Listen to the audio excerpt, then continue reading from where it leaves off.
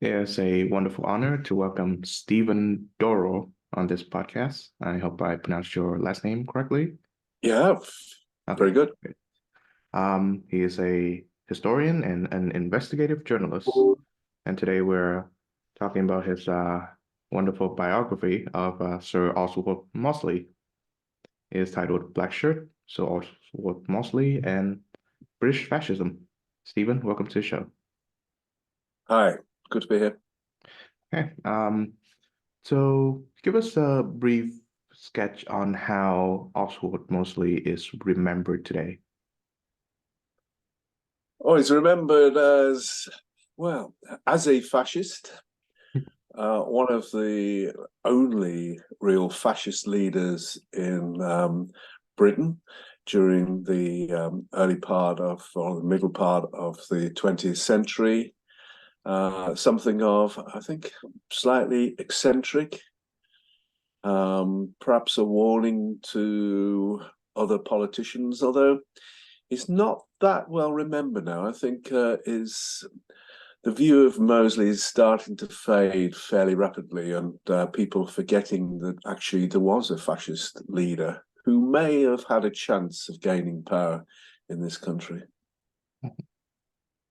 I do know that if you watch the crime drama Peaky Blinders, Oswald Mosley is Yes. a character in, I think, series five. I was actually consultant to Peaky Blinders, Ah, wonderful. though I don't think they took much regard of the things that I said. It's not very historically accurate. Some things they got right, others, most of it was wrong. It was an exciting drama which wasn't really based much on history. So to what extent did they get mostly historically correct in that one? Well, I think actually the way they portrayed him was pretty good because he's regarded as being one of the very top orators of the 20th century in Britain. He's probably there in what, three or four politicians. He was well known for his barnstorming events, and he could rouse a crowd like no one else probably. He was obviously he didn't see him, but from what I have heard, read about, and spoken to people who did, he could really get a crowd on its feet. And they said it was very exciting. So they got that part of him right. They got the womanizing right. He certainly was. He was an impressive looking figure, 6 foot. You know, people were smaller in the 1920s and 30s, and he stood out. And his followers, I mean, they did fall in love with him. Some of them saw him as a kind of godlike figure, and they followed him right to the end.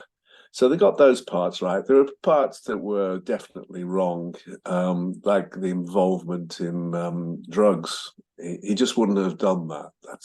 That would have been totally against his own principles. But he did maneuver to try and gain power. He did have thugs, and he took the battle onto the streets. And he was influenced a great deal by Hitler in that regard, who had told him that if you want to win, you need to take control of the streets. And he did have some influence among a certain group of kind of aristocrats, very right-wing politicians, and a few businessmen. But the kind of politics, the scenes in the House of Commons and that those weren't real. Mhm. Okay. Um, so was there a difference between the two entities that Sir Oswald founded? One is the British Union of Fascists, and the other being the Black Shirts. I'm not sure if it's a formal name or the informal name. Well, no, they were known as the Black Shirts because of Oh, their uniforms. That was very unusual, really, in British politics, that you had kind of a major force for the first time in uniform. And they started off aping the Italians and Mussolini. And Mussolini did have quite a lot of support in the UK in the 20s. And even Churchill regarded him as a big figure and thought he was a kind of good anti-communist. So Mosley was influenced by Mussolini to begin with. So the way that they dressed and looked was somewhat Italian. But then he realized, Mosley, that the coming figure was Hitler and that the Nazis were going to be a big power. And he also needed their support and he needed their money. So they started aping the Nazis, and you saw the introduction in 1936 of the black uniform, hence known as black shirts. So how would Sir Oswald define the term fascism? Always a difficult one. I think one element of it is the idea of Greater Britain. And you see that with almost all fascist movements, that they are kind of imperialist. They want to expand their country, take over other countries, increase the empire, as it were. Then there's the element of economics, corporatism, which comes basically from the Italians, whereby trade unions, business people, the capitalist system come together as one under the state. And it's highly controlled, highly centralized. Then there's the issue of what I might call the other. People they don't like, the racism. And although it's often said that Italian fascism wasn't racist or wasn't anti-Semitic, in fact, it was racist. It wanted an empire in Africa, and it treated Africans in a racial manner. And also there is an element of kind of the politics that is presented as spectacle. The big meetings, the flags, the marching, the music, all those kind of things come together in a kind of concentrated form. So it's generally tied to a particular period, the 20s, 30s. But there are still, you can see today, there are still elements of that. Sometimes it's confused with populism, which can come from both sides, left and right. Sometimes it's difficult with fascism because elements of it did come from the left and not just the right. Because Mosley started on the left. He was a fiery left-wing orator after the First World War. And some of his ideas were actually fine, you might say. Economics. It might have worked if he'd been in charge of the economics in terms of Britain didn't come out of the First World War well. There were a lot of unemployment, poor housing, and part of that was down to the economics of the time of kind of ultra free market economics, which made the situation worse. He wanted protectionism, autarky.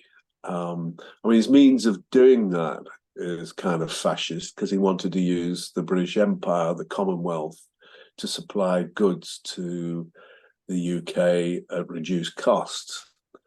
But he had ideas that came from Keynes about works, building infrastructure, those kind of things, and using money to fund investment.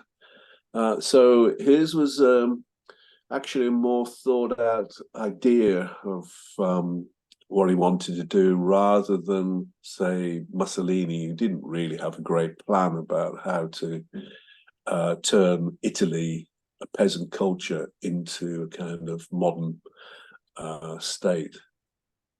Mhm. Now, I hear that before he formed his own party, mostly he was a very popular figure in Parliament. Like people say that he could have been the prime minister if he stuck to, I suppose, conventional party politics. So what displeased him about the conventional party arrangement? Well, a lot of this comes out of the First World War. He'd been in the First World War. He'd actually seen fighting up close. He'd seen the destruction. And then there was the idea, of course, when they come back from the First World War, then they rebuild Britain, same as in Italy, Germany, and other places. But it didn't happen. And he was highly critical of this. Also highly critical of the Labour Party. He didn't think it was radical enough and wasn't really, didn't have the ideas, the economics to deal with that situation. And so he became more and more disillusioned with Parliament. I mean, a number of politicians have obviously been disillusioned with Parliament over the years for the lack of kind of modernisation of Britain. But he kind of then took practical steps about that. Now, there is a stage, 29, 30, where there's a possibility that he will rise up the ladder. And some people in the Labour Party did see him as a potential leader. Some of them also saw him as a potential threat because he did have a big ego and wasn't willing to be controlled by the party machine in the way that other politicians were. He also thought that there was a threat of war. He wasn't a pacifist. Fascists are not pacifists, but he wasn't willing to engage in a lot of military campaigns because he said that would just lead us back to the First World War again, and we're not going to do that. So he was kind of an appeaser. But he also wanted a very strong military so that there wouldn't be a chance of war. So there started to be a divergence between the Labour Party and its fairly conventional views and his more radical ideas. There were people in the Labour Party that would go with him, but a lot of them didn't trust him on a personal level. He was very dogmatic. He was very assertive, and he really did believe that he was the one with the answer, which is a kind of another fascist idea that there is one man who has the answer to all the problems. So he then left and set up the new party, which was not fascist, but elements of it were there. But it was also an interesting party in that it was probably one of the first modern parties in that it used modern media. You know, the newspapers, radio, etc., hadn't been in existence for that long, so 20 years, if that. And they did go on a major kind of advertising campaign around the country. They used a lot of billboards. They used radio for the first time. And they got an interesting mix of people, some from the left, some from the right. They saw themselves as a kind of concentrated middle. Somebody recently said, can you have a radical party of the middle ground? Because politicians often say to win elections, you have to be in the centre. But he saw it as being radical. And they did have some radical ideas, but it was probably the wrong time. Might have worked a bit later, might have worked if he'd set off a year before, but the Depression was starting and changes were being made in British politics, which resulted in the election of a national government, which basically swept all before it. And at that moment, he started the Fascist Party, British Union of Fascists. And although it did initially pretty well and got a lot of support, it was the wrong time.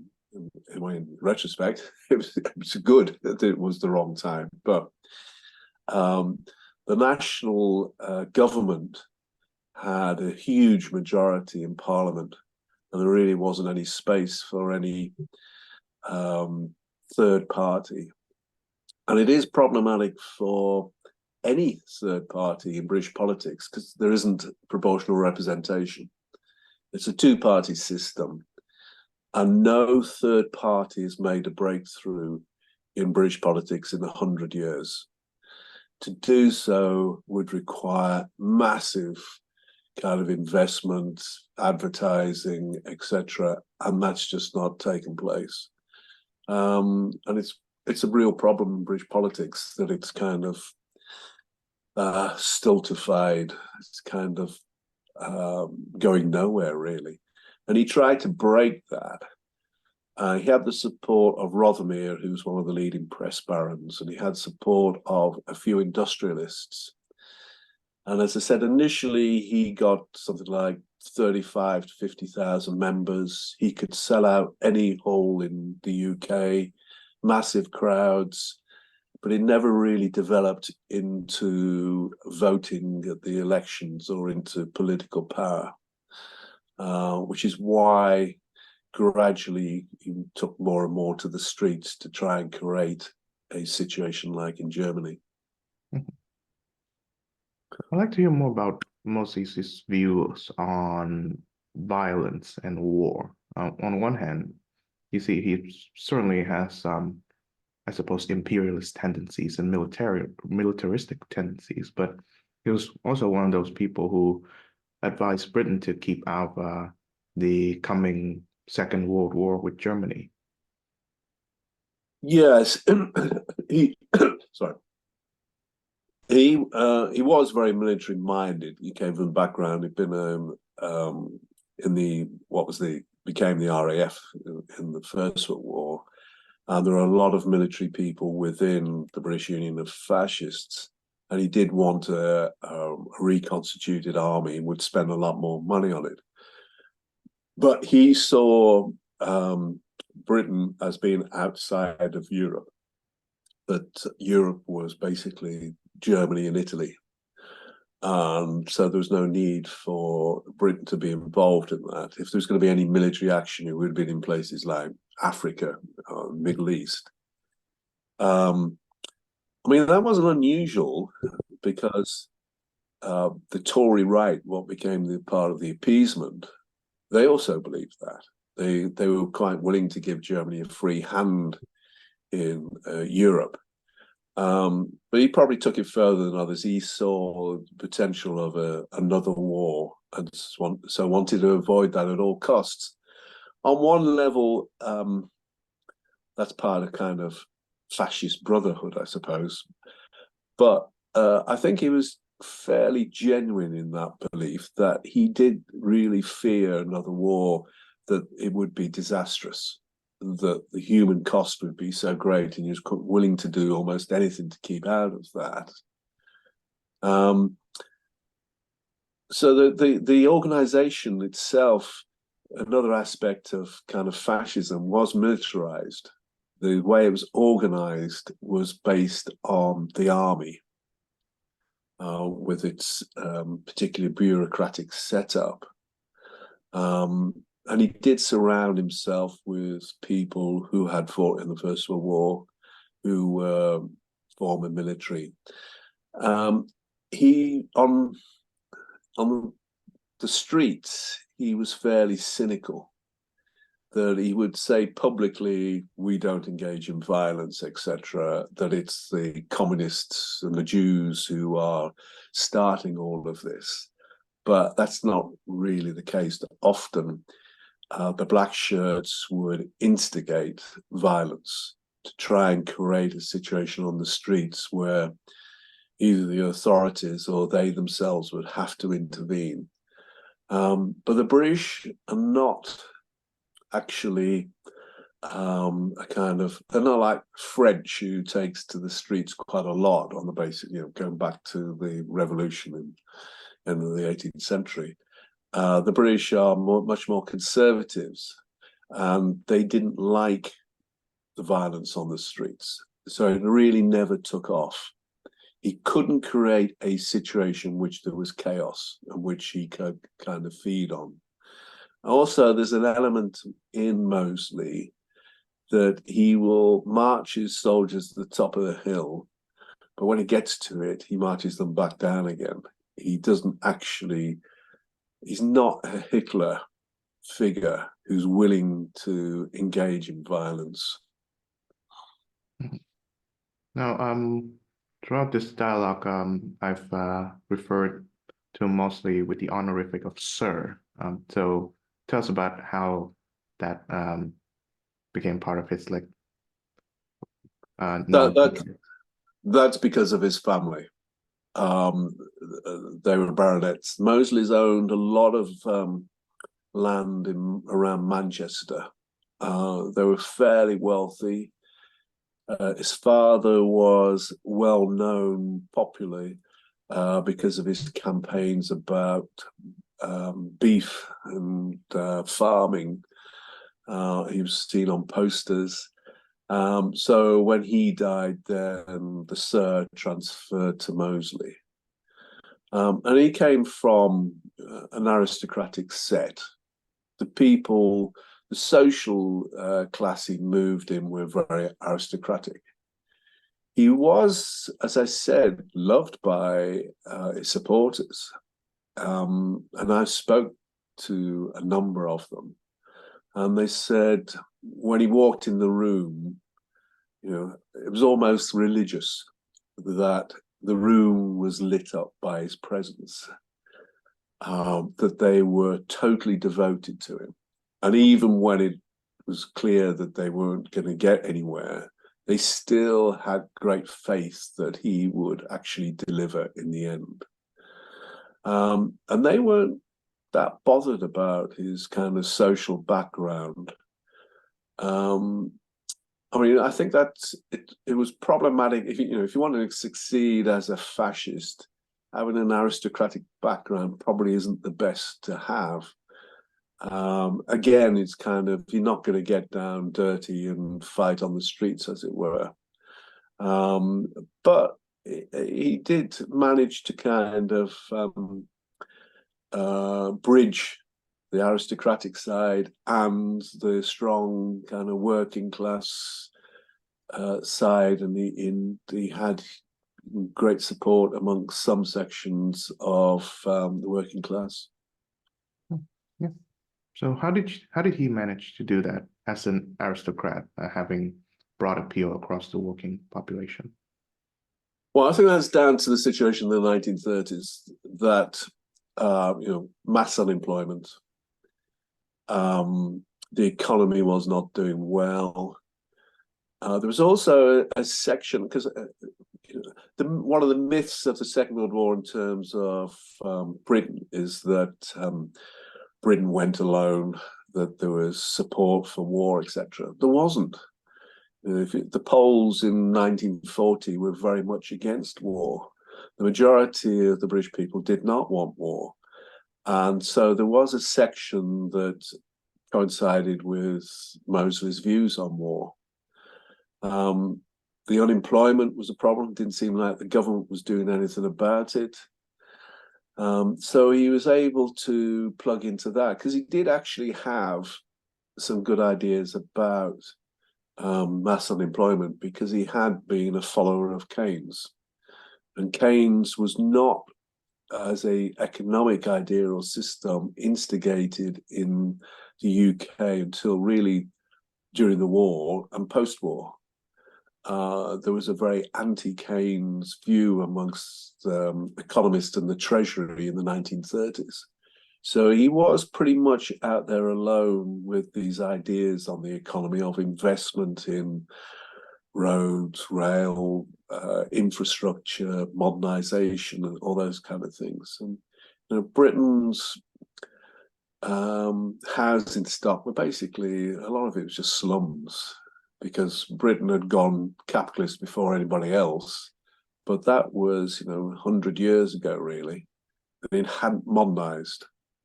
And a lot of its infrastructure, a lot of its manufacturing, tanks, aircraft, were fairly old compared to what was happening in, say, Germany. And I guess this does not only apply to Mosley, but fascism in general, in that it can have an appeal to both the working class, the trade unionists, as well as the wealthy industrialists, whom you think would conventionally be at odds with one another. So, what was the appeal of fascism to both of these interests? Well, I think you can see it now, isn't it? That you can argue the parliamentary system doesn't work, in that it's not able to deal with the major problems that we are faced with and they were faced with then. So there's a temptation then to look outside of the parliamentary democratic system. And there's something about, I don't know, human beings that they look to leaders rather than groups of politicians, rather than kind of coming together to sort out ideas. They want a simple system, and they think one person, a dictator, is able to achieve things which they think have not been able to be done by the parliamentary system. There's also, I mean, I think there is, when you have poverty, there's also what Nietzsche referred to as, looking down on the people below you.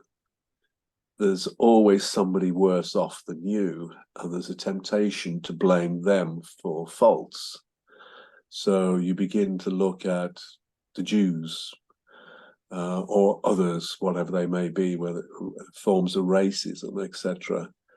And fascism is able to bring that together in a kind of concentrated form. It also has, I think, this kind of aestheticization of politics.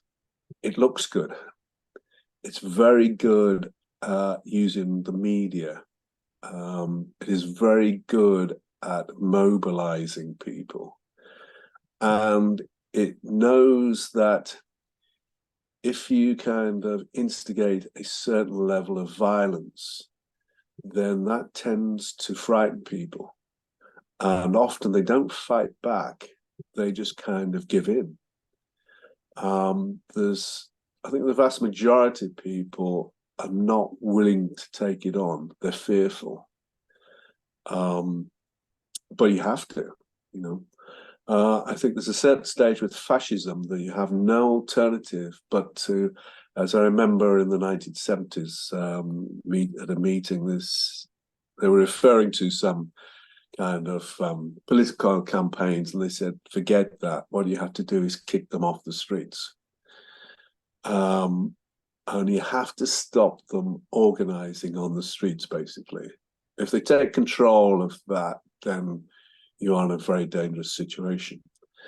So there are some ideas in fascism which appear attractive, that you're going to deal with the economic situation, that you're going to make, Britain for the British, or I don't know, China for the Chinese, or anything.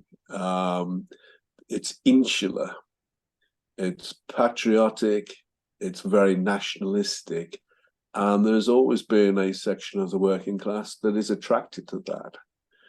And what you have to ensure is that kind of grouping remains as it is and small. It can break out of that, and then, as in Germany, start to really take over. And you can see elements of that now. There are politicians, Oban in Hungary, Serbia, and other places where there are authoritarian leaders who at present are probably more populist than fascist, but there are elements of fascism there. So we have to be careful that they don't or they're not allowed to develop into a kind of fascism. Mhm. So, you've mentioned mostly this anti-Semitism. I wonder if it was formed during his upbringing, or it was formed after his political, i.e., fascist awakening. Moses' anti-Semitism is complicated, I think, and some previous writers on Mosley have kind of absolved him of being anti-Semitic. There are two elements. One is that British society was anti-Semitic within the aristocratic class. There was a high degree of anti-Semitism. And there was also a degree of anti-Semitism amongst the working class. Not all of it, but some sections. That had developed out of the Boer War, when Britain had been taken on by the Boers in South Africa. This was a shock to the British system. It had the biggest empire in the world.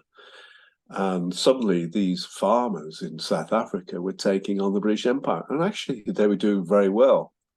And so they developed within the new kind of popular press campaign on this, which was highly patriotic, but also developed into anti-Semitism, that the failure in South Africa was blamed on Jews in the media, Jews in politics. And that's where an element of later anti-Semitism came from. And in fact, I would argue that's where it developed, and it remains to this day. There's an element of that. But Mosley himself displayed no elements of anti-Semitism in his early life. His family probably were, and people around him were, but he didn't display any.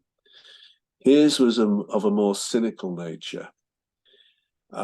He wondered about how do you succeed as a fascist movement. And one of the problems with fascism is that it tries to bring together lots of different elements, which normally wouldn't come together. So you have like a large element, particularly in Germany, were farmers. Its biggest support was in the countryside, but it also had support in urban areas, which are normally opposed to one another. And you can see that today, that actually the extreme right is centered mostly on the countryside. Urban areas are much more liberal nowadays. But also then you had capitalists, but you also had some elements of left working class coming together. So how do you coalesce all these? He thought the answer was anti-Semitism. And he, in particular, looked to France, Action Française, which was building up in France in the early 1930s. And so he took on anti-Semitism because he thought that that was the way, that it was the glue that would bring people together. So his was a very cynical anti-Semitism. And he had Jewish friends. I mean, the cliche of Jewish friends, but he put Jews into two camps. There were good Jews, those that were part of the British system as he saw it, people like the owners of Marks and Spencer, Jews who were part of the capitalist system, were seen as being English, putting their efforts into the economy, etc. Then there were bad Jews, those that exploited people. And so he concentrated on those, and he targeted different groups and developed this anti-Semitism. And he kept it hidden, actually, deliberately. There was a deliberate policy for the first couple of years. And that came to the fore when he made moves towards Hitler and the Nazis. And he knew that to gain support of Hitler, he had to be anti-Semitic. And it's very interesting when you read the documents, which actually few historians had, about the relationship between Hitler and Mosley and the British Union of Fascists. How dominant is the anti-Semitism? That's all they're interested in, the Germans, the anti-Semitism. And the reports back are about how Mosley is developing an anti-Semitism policy and how he is bringing it to the streets.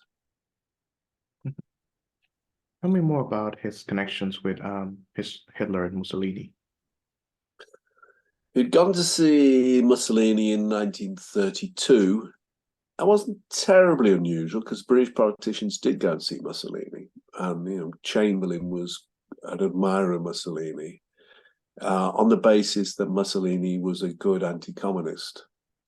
That was their main concern. They didn't really see him in a kind of fascist light. They didn't take that too seriously, and in lots of ways, because they were correct in that the Italian version of fascism was much milder than the Nazis. That doesn't mean the Italian system of fascism was in any way good, because it was terrible, and it did do terrible things, and its attacks on people and on the left and etc. were abhorrent. But the Nazis were in a different league. And he got money from Mussolini.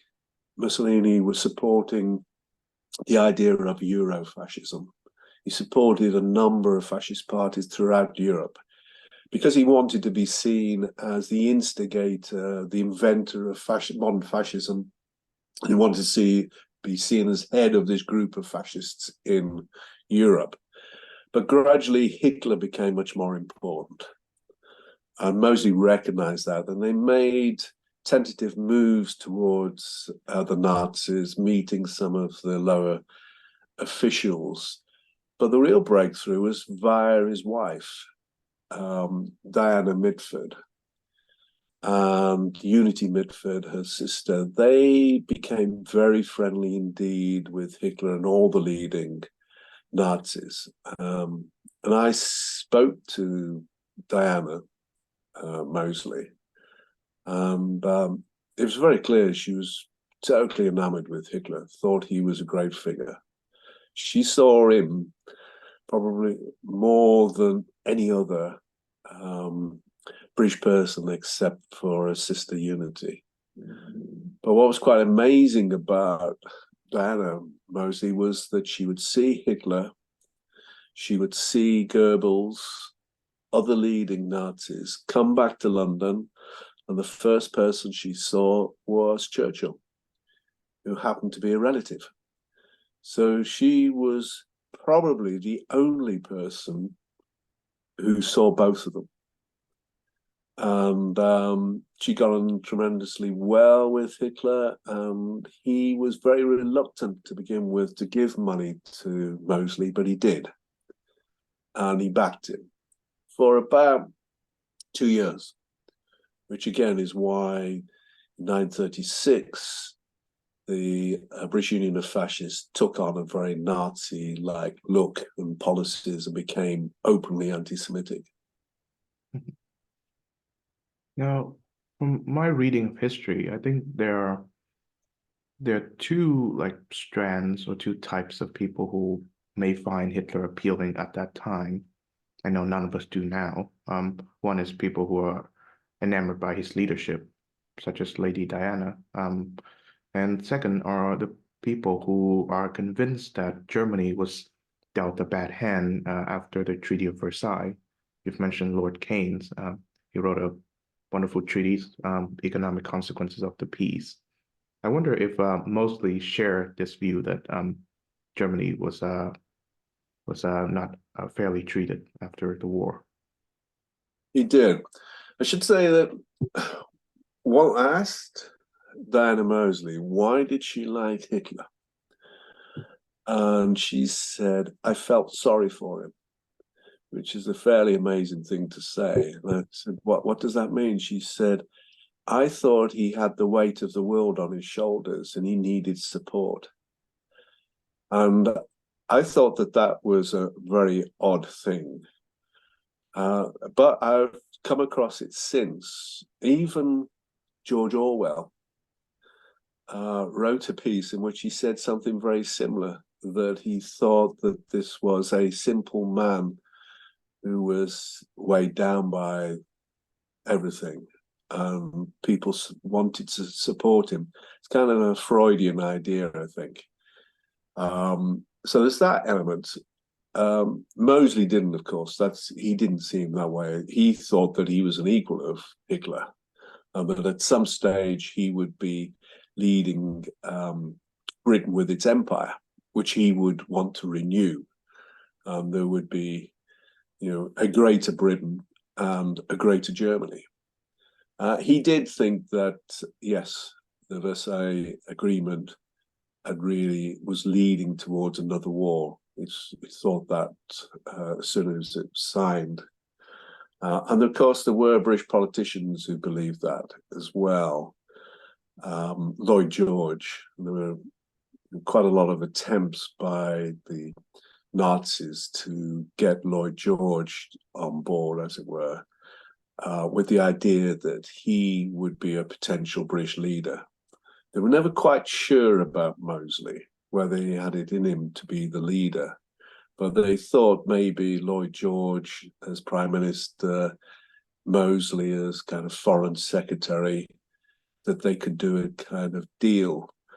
And part of that deal would be to allow Germany to have its own empire in Africa, to move east, that Germany would be allowed to control the Balkans and Middle Europe as a way of avoiding war, but also that it would be just for what was seen as a growing economic power, which undoubtedly it was. Britain really was, as an economic power, was in decline. There is a kind of whole history of declinism about Britain. A lot of it is correct, I think, whereas Germany was starting to industrialize, because it was a very quick industrialization, really. And it was producing modern weapons, and it was starting to export. So there was a fear that Germany would become the power. And in some ways, they had to appease it. And that would be by allowing it its own empire to move east. So the Versailles thing was taken seriously by Mosley and by some other politicians. But they really didn't do anything about it. And it was by probably 35, it was too late, because Hitler was already decided what he was going to do. And I think he thought that Britain would just not get involved. He miscalculated as well. The whole thing is kind of, without really thinking, countries kind of fell into a war, which they could have avoided. And I think that's what Mosley was thinking. He thought right up to 39, 40, in fact, that a deal could be done, that there needn't be war. Now, of course, both Mosley and Hitler participated in the trenches during the Great War, mostly for the British Army and Hitler for the German, of course. I wonder if Mosley thought the same regarding Britain's entry into that war. Did he believe that Britain entered the war blindly? I think he changed. He was part of the class. His age, he's 19. There are other people around him. They were all pretty gung ho, patriotic. They fell into that myth that it'd all be over by Christmas, that Britain's empire would see it winning, etc. And then there's the shock of what war was really like. You can see this in, like, there's the newsreels of 1914 in London are based on old ideas of war, that you have people on horseback, cavalry charging, etc. And they really didn't see the reality of war until quite late on, which indeed then when they did, that, people were in trenches and it's just devastation. It was a total shock. And it was to Mosley. The living conditions, and I think that's where he kind of you're saying earlier about how did he bridge the gap between the aristocrats and the working class. I think that's partly where he did, by seeing what was happening to the working class. Although there's the myth again of the officer class being destroyed in the First World War, which is partly true, but it was no greater than the devastation to the working class. Saw hundreds of thousands die. And I think that's where Mosley kind of bridged that gap. He saw what was happening. And so when it came to his speeches in the 20s, he could talk from real experience about what he'd seen. And his lesson from that was that there should be no more war. That he saw himself as being one of the key people who would stop another war. Whereas kind of Hitler saw it as, we're going to have revenge. He wanted war to revenge what had happened to Germany in the First World War, because he thought Germany should have carried on fighting and won it. Whereas Mosley was much more for peace, which is kind of contradicted or odd given his very militant kind of stance. His speeches could be quite violent, and he could rouse people into a frenzy. So it wasn't as a person a peaceful kind of person, but that's what he always claimed he was going for. So when Chamberlain returned from Munich with the Declaration of Peace in Our Time, how did Mosley respond? I don't think he really believed it. He liked the idea because he was an ultra appeaser, that he wanted to allow Hitler a free rein. But he still thought there was a danger of war, and he wanted to rearm to stop war, basically. He thought that the Duke of Windsor should have been in place, and that he would have stopped war and would have had a relationship with Hitler and Germany. So when Duke of Windsor went, some of his kind of potential power base had gone. And Mosley was more and more irrelevant in lots of ways because the national government was so strong. However, he did think that when war came, his chance was there, that he would try and rouse the people to stop it. But of course, he didn't have that chance, if there ever was any chance of doing that. And he was interned in the summer of 1940, along with his wife, Diana Mosley, and about 700 of the BUF supporters. So there were plans by the Nazis that if they did invade Britain, then Mosley would play a key role. They were never quite certain about whether he would be the leader or, whether it would be somebody like Lloyd George. But they certainly saw a role for Mosley even into the middle of the war. And there were plans still that maybe they could save Mosley because they feared he might be executed for treason. And there were plans to kind of parachute people in and save him and keep him as the potential leader.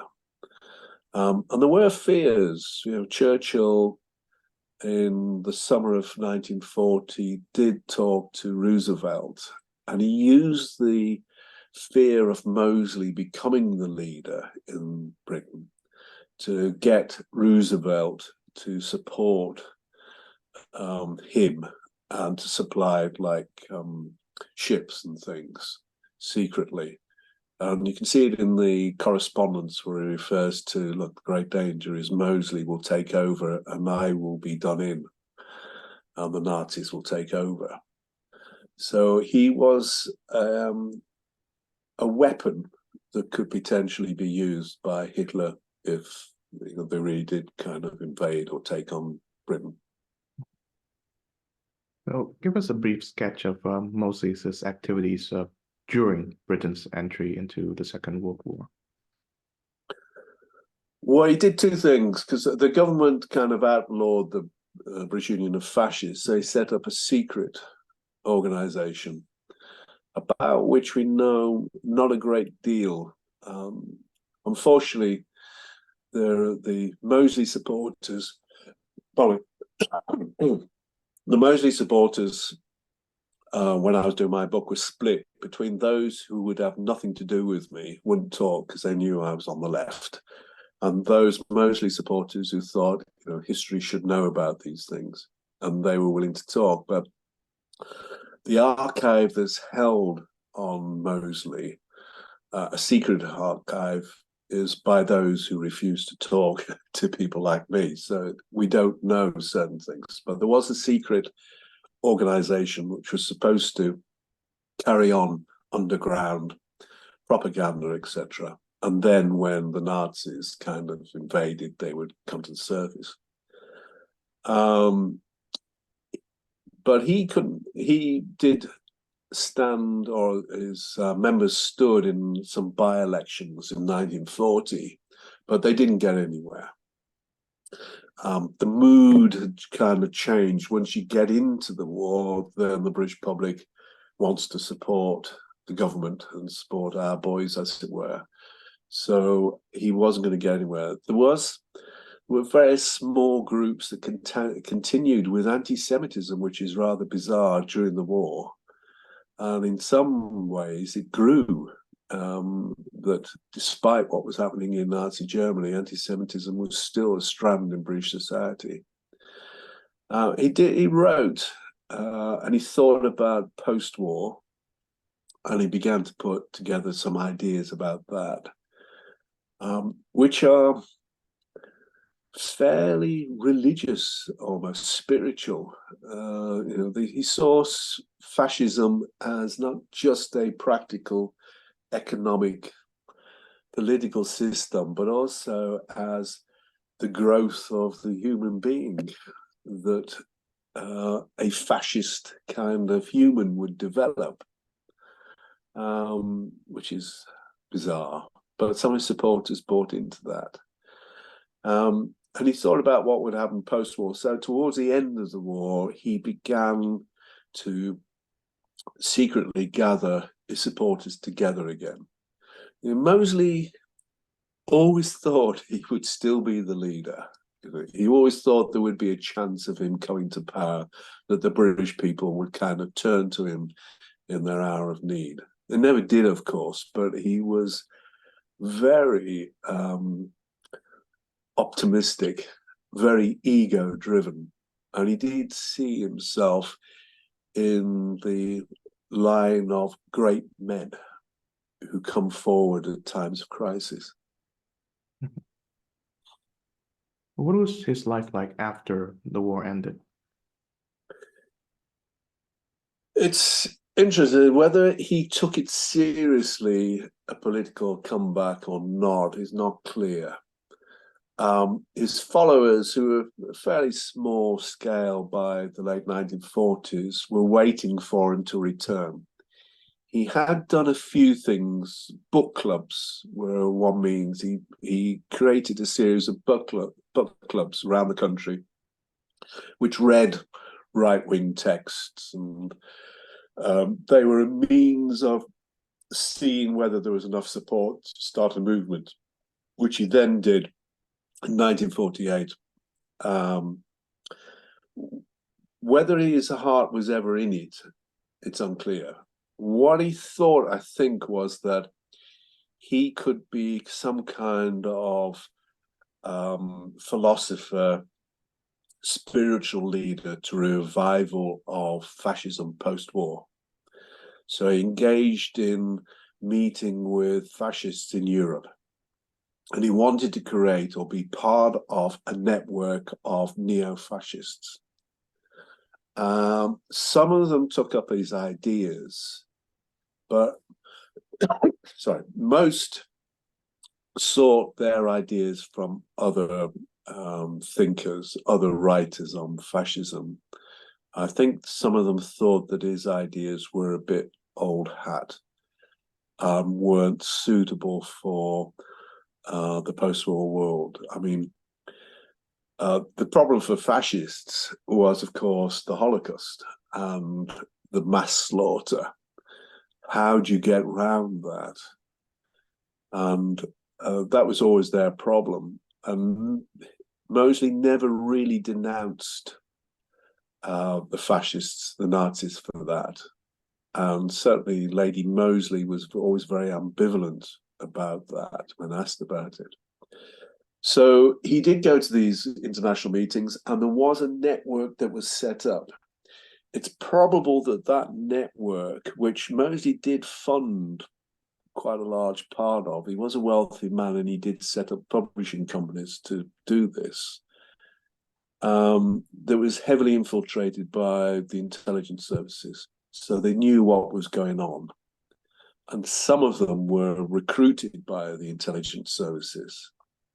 You could argue that some of it was to do with a kind of Cold War anti-communism, that my friend's enemy is my friend, as it were, and they recruited some of these not very nice and people with terrible backgrounds in the fight against communism. So he thought there would still be an opportunity, and that opportunity for him came in 1958 with the Notting Hill riots, that Britain had started big immigration, mostly to find people to work in mills, textiles, but also on the buses and in the National Health Service. And this created tensions, particularly in some areas like a poor area in London, Notting Hill, and there were riots. And he intervened and started an organization there. And he thought that this was an opportunity. And it looked for a time quite serious, but when it came to the crunch in the elections, he didn't do well. And that was basically the end of him. There were a couple of occasions where he still thought he had a chance. 68, when, you know, the period of student demonstration riots looked like there might be some kind of breakdown in order. And he was put forward by a few media people and industrialists as a potential leader, but by then he was getting too old for that. So he basically retired to his place outside of Paris, where he entertained the Duke of Windsor, and people went to see him. He kept in touch with European fascist leaders, and he still had a kind of small role there. So, final question. How should we remember Sir Oswald today? As an intriguing and interesting person, some ambivalence, that he did have some, when he was in the Labour Party in the 20s, he did have some interesting ideas which might have worked.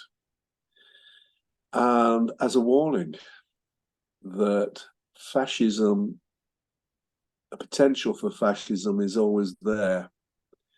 And you have to keep an eye on it and not let it grow out of the small kind of hub that it is into a movement, which is then very difficult to combat and control. That fascism, well, a modern fascism wouldn't look like a fascism from the 1930s. And it does seem to me that there are now elements of fascism. And we need to be very careful that I think if a charismatic leader comes along, there are enough people to go with that person.